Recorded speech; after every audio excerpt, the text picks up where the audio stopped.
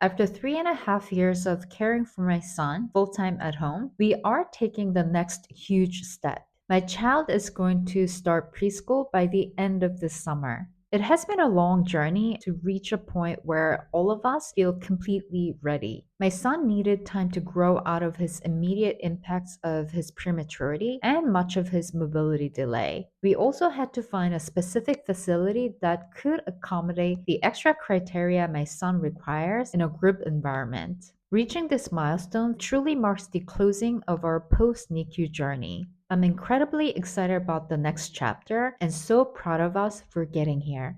Hi, this is Never Too Early. Today, I want to share how we are preparing for this next stage of moving from full time home care to preschool and what this transition means to our family.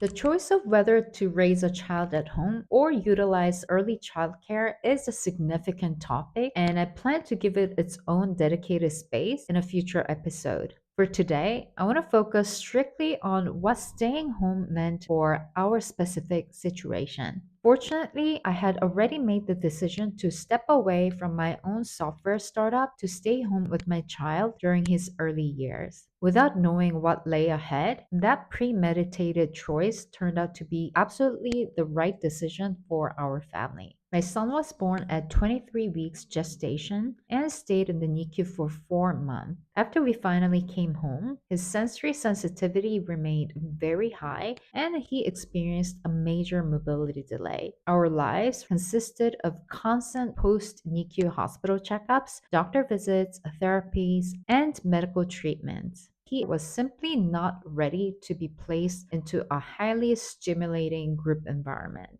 It was crucial for him to stay home until he built a stable emotional, physical, and mental foundation. I always knew and believed that once that core foundation was established, he would be ready to branch out into the world. His timeline was just simply a little different from most other children. While he is still not on the exact same physical trajectory as his peers, from the beginning of this year, his mobility has improved significantly. He can now move around freely and carry himself without falling nearly as much. He also seems to be having genuine fun moving his body, which used to be a major source of physical stress for him. As he moves more, he gains confidence and physical strength, which creates a positive reinforcement loop, leading to even greater improvements. It is true that he cannot jump or run independently at 3.5 years old, but he tries every single day and thoroughly enjoys the effort. Socially, he has become much more relaxed and far less anxious. He has actually become interested in other children again. He has also become very familiar with some of the neighbors in our building, local shop owners, and other families. Verbally, he is fully capable of adding excellent details and descriptive expressions when explaining situations or objects. Because of this, he will be able to communicate details about his day when he returns home from preschool. We have been overjoyed to witness him starting to feel increasingly comfortable with himself and his surroundings. We began to see that he is slowly becoming ready to create his own world outside our home without us needing to be there consumed by worry. The best part of this transition is that all the medical professionals who treat him regularly are now completely aligned that he is finally ready. Because of his temperament and his remaining mobility delay, there were very specific structural requirements we needed to find in a preschool. Fortunately, Germany has a system called integration status. This status is granted by the government social welfare office to children who have a medical background that requires extra care and attention. Most institutional preschools employ specialized integration teachers to provide dedicated support to these children. When searching for the right facility, we were looking for a place that met four key criteria. First, an internal building layout that is easy to navigate so my son can move around safely without hazard. Second, a daily schedule and group structure that is highly predictable, helping him settle in despite his remaining sensory sensitivity. Three, a low teacher turnover rate to ensure stability. Four, a location as close to our home as possible. Finding a facility that met all these requirements felt nearly impossible. Many larger preschools in our area utilize a completely open concept philosophy where children do whatever they want, whenever they want. I find that system far too stimulating for my son. Conversely, smaller facilities often lack dedicated integration teachers and suffer from high staff turnover. To make matters more difficult, securing a spot in a reputable German preschool is notoriously competitive. After many failures, we decided to approach a preschool we hadn't tried yet. Their official waiting list was technically closed, so we didn't hear back the first time. But we decided to send a detailed, highly personal email that acted almost like a university admission essay. I wrote about why their specific values aligned with our families and how we plan to actively support their community. In response, the administration bypassed the closed list and invited us to come in for a viewing, which is an exception.